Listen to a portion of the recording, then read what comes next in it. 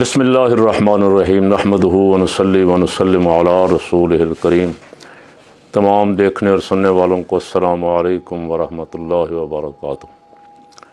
अभी इस वक्त जब हम ये रिकॉर्डिंग करवा रहे हैं तो मियाँ साहब अमेरिकन सफारत खाने में ख़िताब कर रहे हैं उनके 249वीं यौम आज़ादी की सालगिरह पे। और मियाँ साहब, मियाँ शहबाज शरीफ साहब जिस काम के माहिर हैं वो काम बहुत आसान अंदाज से सर अंजाम दे रहे हैं। ट्रंप को पॉलिश मार रहे हैं। ट्रंप अमन का दाई है, ट्रंप अमन चाहता है, ट्रंप दुनिया में अमन के लिए कोशिशें कर रहा है। और हम अफ़गानिस्तान जंग में अमेरिका के इत्यादी थे, फ्रंट लाइन थे। हमने अमेरिका का बड़ा साथ दिया, अमेरिका ने हमारा बड़ा साथ दिया। तो मियाँ साहब, आप वज़ीर-ए-आज़म के मनसब पे हैं, कुछ अपने मनसब का ख्याल कर लिया करें। ट्रंप जब से आया है अब तो तकरीबन कई महीने होने को हैं, 6 महीने के करीब तो हो गए। अफ़गान अपने फ़लस्तीन में बच्चों का कत्लेआम उसी तरह जारी है सारी। यूक्रेन और रूस की जंग पूरे ज़ोरों पे। तो कौन सी जंग बंद करवाई अमेरिका ने?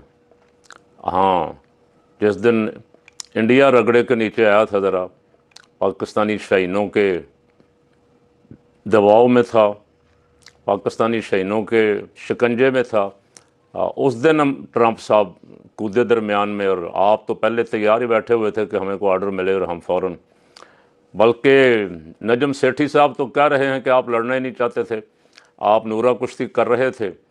वो तो एयरफोर्स ने जवाब दे दिया, जिसकी वजह से मौका मिल गया ट्रंप को ये कहने का कि जंग बंद कर दें, जंग बंद कर दें। ट्रंप अपने दोस्त को बचाने के लिए जंग में कूदा। अमन के लिए अगर वो जंग में कूदता तो 6-7 मई को कह देता कि भाई जंग नहीं होने दूंगा, या दोनों से कहता कि बस करो भाई। लेकिन 6-7 मई को तो वो कह रहा था कि मेरा कोई जंग से ताल्लुक़ नहीं है, हम गैर जानबदार हैं। लेकिन जब मार पड़ने लगी हिंदू को तो उस वक्त ट्रंप को याद आ गया कि मैं दोनों को कहूं। और आप अगर 2-4 घंटे और निकाल जाते मियाँ साहब तो शायद नक्शा एशिया का बदल जाता। लेकिन आपका तो जो असल काम है वो आप कर रहे हैं, आप वो काम तो करना ही नहीं चाहते थे। मौलाना फजलुर रहमान साहब पे भी मेरी नज़र पड़ी, वो भी इस तकरीब में शरीक थे। और उनकी मौजूदगी में मियाँ साहब फरमा रहे थे कि हम अफ़गान जंग में, अफ़गान जंग क्या थी? अफ़गानिस्तान में मुसलमानों पे हमला हुआ, पहले सोवियत यूनियन ने किया, वो उससे लड़ते रहे 20 साल, फिर अमेरिका के साथ लड़ते रहे। और आप तो दावेदार थे कि आप उनके हामी हैं, अफ़गानों के हामी हैं, आप जिहाद के हामी हैं। लेकिन आज मियाँ साहब की तकरीर के दौरान आप बड़ी खामोशी के साथ सारा कुछ सुनते रहे हैं। उम्मीद है आप अपना मौक़िफ़ ज़रूर देंगे। पाकिस्तानी जो दर्द दिल रखने वाले मुसलमान हैं उनको तो दुख है कि हमने ज़्यादती की, हमने उस वक्त दुश्मन का साथ दिया। मुसलमान के ख़िलाफ़ किसी जगह भी जारहियत हो वो नाकाबिल कबूल है।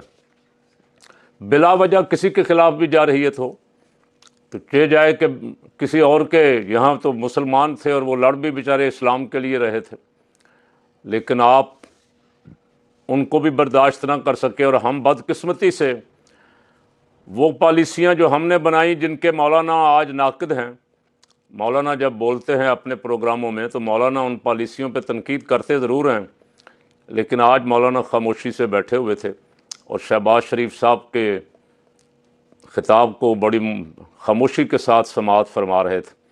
अपना मौक़िफ़ दें इस पे कि आपका क्या मौक़िफ़ है।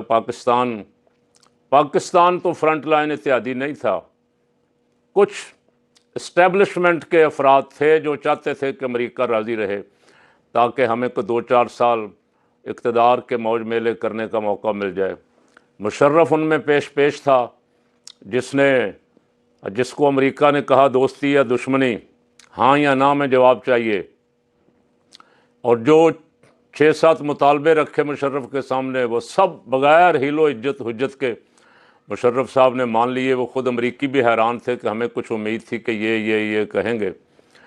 मुशर्रफ को मौलाना शाह नूरानी रहमतुल्लाह अलैह ने कहा था जब उसने बुलाई ऑल पार्टीज़ कॉन्फ्रेंस कि अमेरिका दोस्ती और दुश्मनी का पूछ रहा है, तो उस वक्त मौलाना ने उससे कहा कि अमेरिका अपने दोस्तों के साथ जो सलूक करता है, जनरल साहब पहले तारीख़ पढ़ लें और देख लें कि वो अपने दोस्तों से क्या सलूक करता है, उसके बाद फ़ैसला करें। लेकिन मुशर्रफ उस वक़्त तो अमरीकी हिमायत के नशे में था, और फिर जो कुछ उसके साथ हुआ वो आपने और हमने सब ने देखा।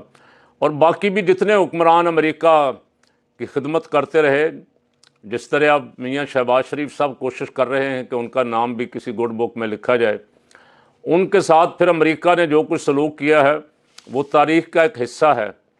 इसलिए मियाँ साहब अमेरिका को खुश करने की बजाय अल्लाह रसूल को राज़ी करने की कोशिश करें।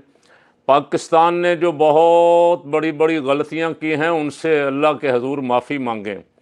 उनसे माफ़ी तो बहुत मुश्किल है। लाखों अफराद का नाहक खून बहाया गया है अफ़गानिस्तान में, छोटे छोटे बच्चे भी, मदरसों के बच्चों पर भी ड्रोन मारे गए हैं। उसका जवाब उसको तो देना ही पड़ेगा।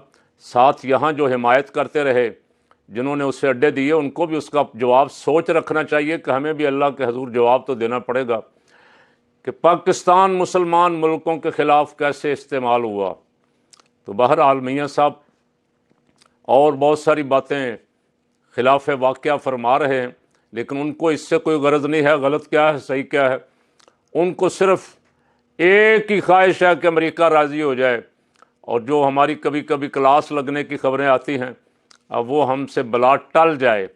उनके ख़िलाफ़ जो करारदाद कांग्रेस में पेश हुई है, जिस पे वोटिंग होनी बाकी है, उसका मियाँ साहब को खौफ है। मियाँ साहब उससे पहले ट्रंप की पूरी ताबेदारी के लिए तैयार हैं, और आज मियाँ साहब ने मैसेज दे दिया उनको कि हम हाजिर हैं, हम जितनी खिदमत आप कहेंगे उतनी करेंगे, उससे भी बढ़ के आपकी खिदमत करेंगे। पाकिस्तानी अवाम कभी भी अमेरिका को अपना दोस्त नहीं समझते। अमेरिका ने हमें हमेशा धोखा दिया है। कश्मीर का मसला, फ़लस्तीन का मसला सिर्फ अमेरिका की वजह से अड़ा हुआ। जब भी कभी सलामती कौंसिल में पेश होता है, अमेरिका वीटो कर देता है। कैसा दोस्त है आपका मियाँ साहब, जो मुसलमानों का हर मसला वीटो करता है।